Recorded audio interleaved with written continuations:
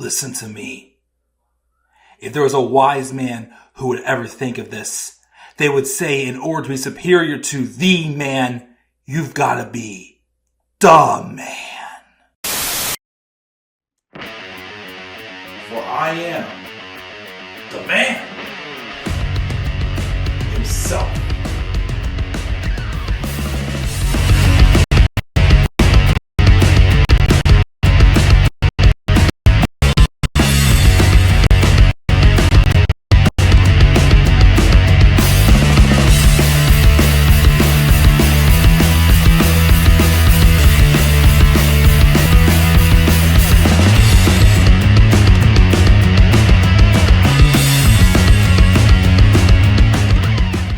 Say his name and he appears.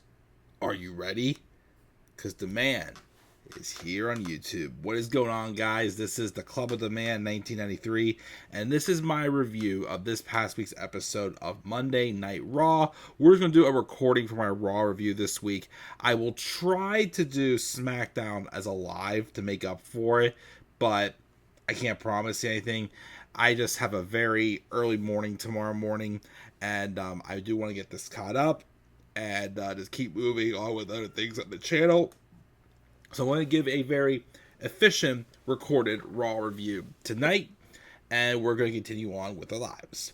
So Raw this week was the Fallout show from Crown Jewel with a very, very shocking ending. The Vision turned on Seth Rollins. Now, it could mean a couple of possibilities as to why they did this. We'll talk about that when we get to it, but that's the biggest fallout and shock of the night. And a couple other good moments happen on Raw. But again, it's still in the phase where it's like, okay, I still have some questions about these characters. But this episode did kind of give me a, I might see a different direction for this. That mainly is positive. But it's one of those shows where it's like, it was good, but wait and see. And I can come back to this Raw eventually and give this like a higher grade. And I probably am going to give it, because I'm going to give this episode a B. It was a good episode, but again, there's some stuff I have some questions about that could help elevate the grade a little bit higher. So we're going to just fly through this review of episode of Raw, and we'll go from there. Again, this was the Fallout show from Crown Jewel. We're still in Perth at the RAC Arena, and we're now on the road to Saturday Night's Main Event and Survivor Series. So, without further ado, let's just get right into the show. The show opens up with the Vision coming out, and Seth Rollins is wearing a nice suit. He gets in the ring, and basically, he wanted to first praise, of course, the greatness that's standing in the ring with him. He goes over each person, starting with Paul Heyman, doing his own version of Heyman's intro, and says he's blessed for being in his presence, gives him a hug. The crowd then begs for them to kiss, so Seth kisses Heyman on the head and says, no shame in that. He gets to Braun Breaker, who gets the crowd to start barking, and for Heyman to do his little head shake thing, which he does. And then Rollins says, 6 months ago, you were potential, and now you're under my vision, and you have flourished and become everything he thought he could become and more. And he's definitely the undisputed future of this industry. And then we got the big Bronson Reed, who was on the shelf 6 months ago, and he couldn't beat Roman Reigns, which gets the crowd to start singing for Roman. And but now with his vision, Rollins gave him all the tools and knowledge, and he beat the Tribal Chief at Crown Jewel. Bronson puts his one up, and Seth says only to be greeted by a CM Punk chant. So Rollins says he's got two questions. He knows the crowd isn't very smart, but he asks who's the greatest world heavyweight champion of all time? And why is it him? And because Heyman likes to say there are levels to this game, and Seth claims that nobody's on his level. And he just starts basically, just bragging about how he is now considers himself as one of the greatest of all time because of him beating Cody Rhodes and whatnot. He also says how, you may be all these other guys like Roman and Cody, but Roman needed the Shield, Roman needed the Bloodline, Cody needed him to beat Roman Reigns, but he beat Cody all on his own. He don't need Bronson Reed. He don't need Braun Breaker. He doesn't need Paul Heyman. And he just continues to, go off and just rave about how he is the best and whatnot. So that kind of really plants the seeds for what's been probably gnawing at the minds of the rest of the division for weeks. But he started us off setting the stage there. But that wasn't the last time we heard from Mr. Rollins in the division throughout the night. But before we got to our first match of the evening, we have a backstage segment with Penta, who runs into Rusev, who says he should be facing Penta tonight, but Dom cheated him out of his title. But he's going to allow because he's already spoken to Adam Pearce, and he gets the winner of this match tonight next week. And if it happens to be Penta, he wants to remind him that he hasn't forgotten that advice, and he's got one piece of advice. Pray. And Penta calls him an asshole, and he goes to walk away. You see Dom walking in the background, and you see him see Rusev, and he just backs away immediately. It was quite funny. Still very confused to which dynamic Rusev is, because when I saw this, I thought, okay, he's definitely leaning more towards babyface. But then he tried to get involved in the Intercontinental title match with Dom and Penta, and Penta took him out. But it was, of course, played in effect for Dom to set up for his, cheat and win, as he did grab his belts. He also grabbed the hammer from the ring announcer, and he did, when the referee got knocked out, he did hit Penta with the hammer, puts it in his shoe, does the 619 with it in his shoe, and the frog splash, of course, to retain, but he snuck around and was able to hide evidence that he had used any of that. So very sneaky. I do, though, like that they seem to more and more let Dom wrestle more a luchador style, not a complete cowardly heel style. Again, as I always say, you don't have to completely take away someone's wrestling ability when they're heels. But, again, I do like that, they seem to be showing more and more. It's probably more growth. And definitely in the next couple of years, I do think they have to put a world title on Dom, because he is doing this continuous excellent work. Of course, will he still be heel? I don't know. It's hard because Dom's gained more positive reactions since WrestleMania. But then again, we all know he's much better as a heel, so kind of a weird spot. But we'll see, of course, where that goes. But he is going to be fighting Rusev next week for the Intercontinental title. Backstage, we have LA Knight, who's getting ready for his triple threat match with Jey Uso and CM Punk for the number one contendership for the World Heavyweight Championship. He mentioned how CM Punk isn't his partner tonight, and he might get himself punched in the mouth or pinned tonight. But if you ask him for this match, isn't for the number one contendership, it's for the title, and when he wins, he must pin Seth to remain 3-0 against Seth Rollins 1-on-1. Punk rolls up and says last week he thought what Knight did, tagging himself in to win the match, and was cute. He stole one, and it's not happening again. But then LA Knight says he has to accept the isness of what is, because he is what is, and reiterates he's going to win tonight. We have Kairi Sane backstage also chatting when Asuka comes in and basically really tears her down for costing them their victory at Crown Jewel on Sunday. And of course, she then says that you're going to have a match tonight with Rhea Ripley. But then Kairi's like, but I got a bruise, and shows a big bruise on her forehead before Asuka just slaps the hell out of her really viciously and yells at her in Japanese before caressing her cheek and smiles at, oh no, it's okay, but still go fight the match. And she had a match with Rhea Ripley. There was some outside interference from Asuka and Io Sky trying to, keep things evenly. But eventually Rhea was able to get the victory with the Riptide. But afterwards, Asuka attacked her, and eventually they left. They left both Io and Rhea lay. Now Rhea on the table, and they used kendo sticks. Kairi though actually did After, of course, that slap obviously didn't show as much, of like the sympathetic, remorseful side.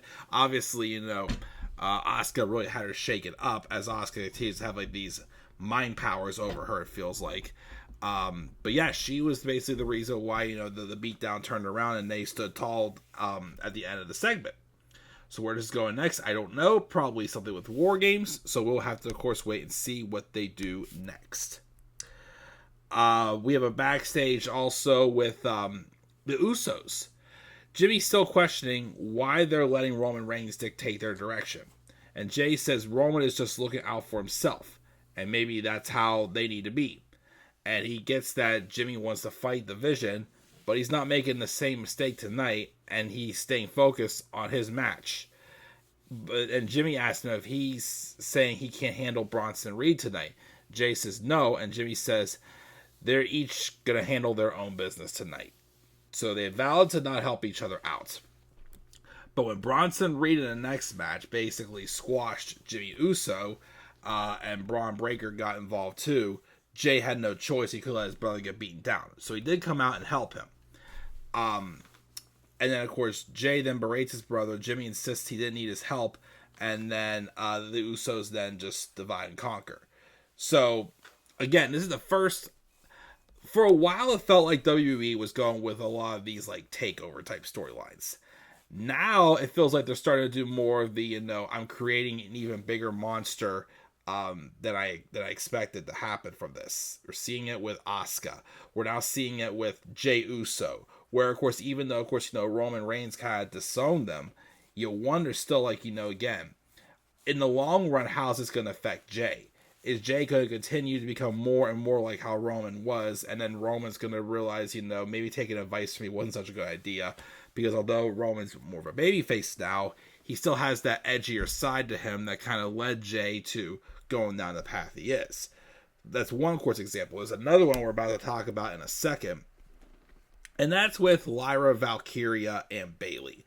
So, they had a tag match against the Judgment Day because they, after, I think it was Bayley and Roxanne the other week or whatnot, whenever they lost or whatever, Bayley and Lyra went back and just beat the crap out of Judgment Day.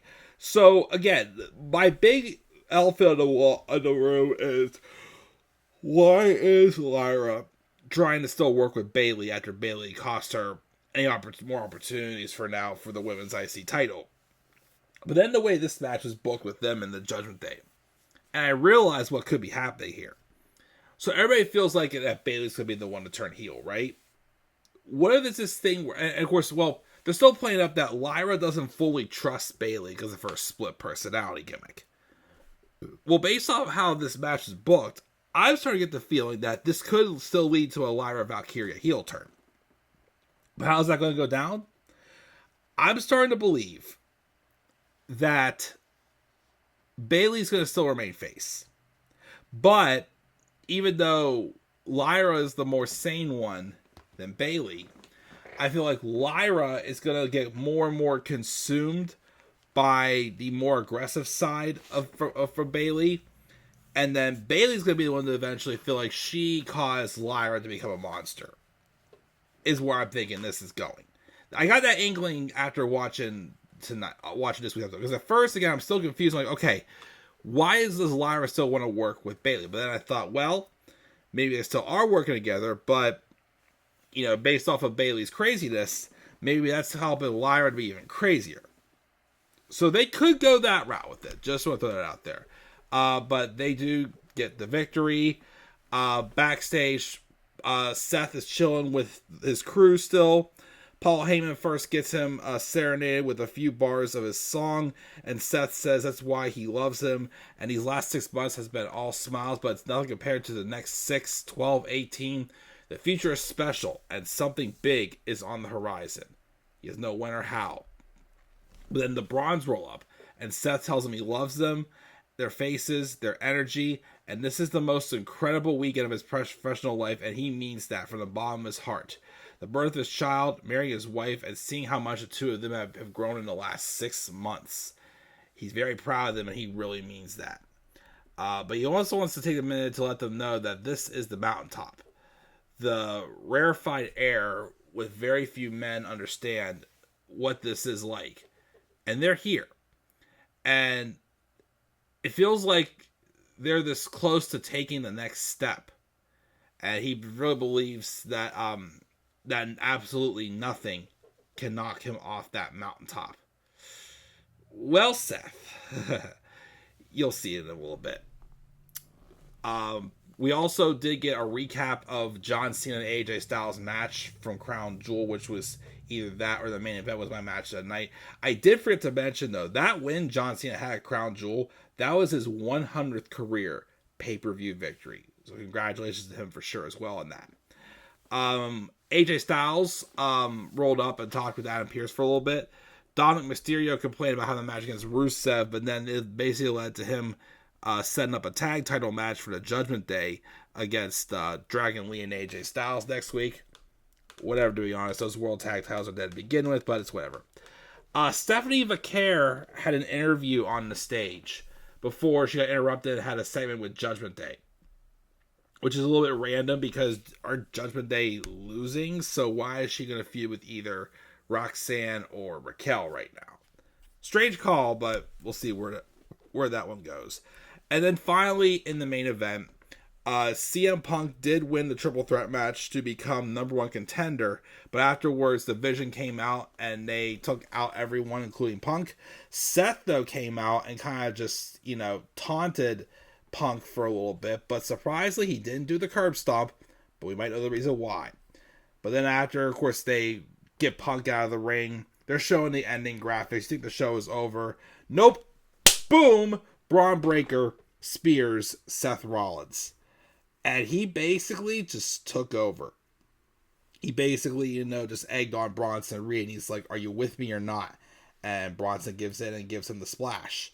Paul Heyman is confused as hell, and then basically Braun Breaker's like, you with me or not? So Braun picks up the title, and Heyman picks up both their arms to end the show.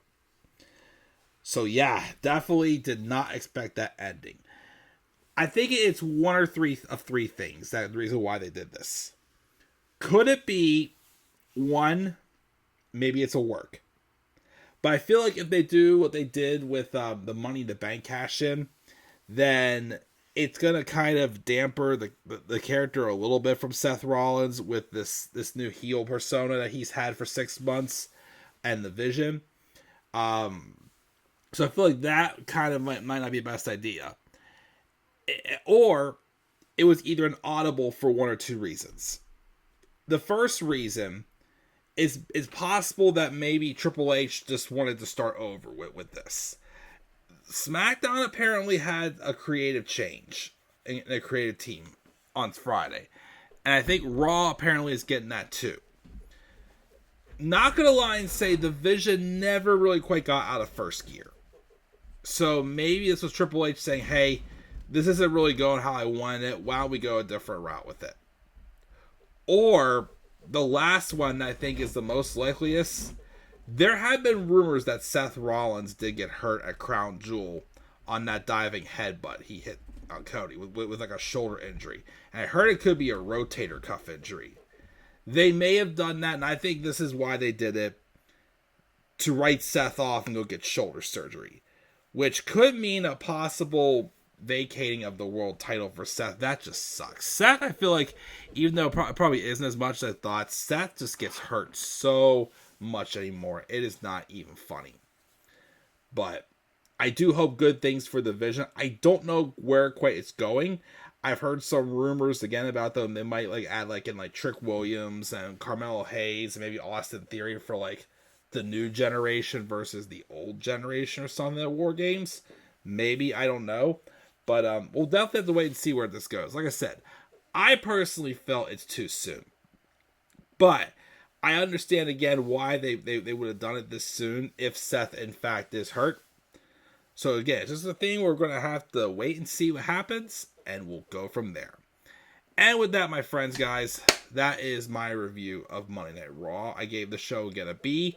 Good stuff, but just some things, yet to come that I'm still waiting to see. What are you guys' thoughts on this week's episode of Raw? You guys' thoughts, get down in the comment section below. Slap a like on the video and subscribe for more content on my channel. Follow me on Twitter as well, The Club of the Man 93. You may also follow me on TikTok and Instagram at The Club of the Man 1993. I'm checking out, guys. I'll catch y'all later. Have a great rest of your night. And do not forget, in order to be superior to the man, you've got to be the man. And for I am the man himself. And that is not just a pay, my friends. That is a fact of life. Yeah.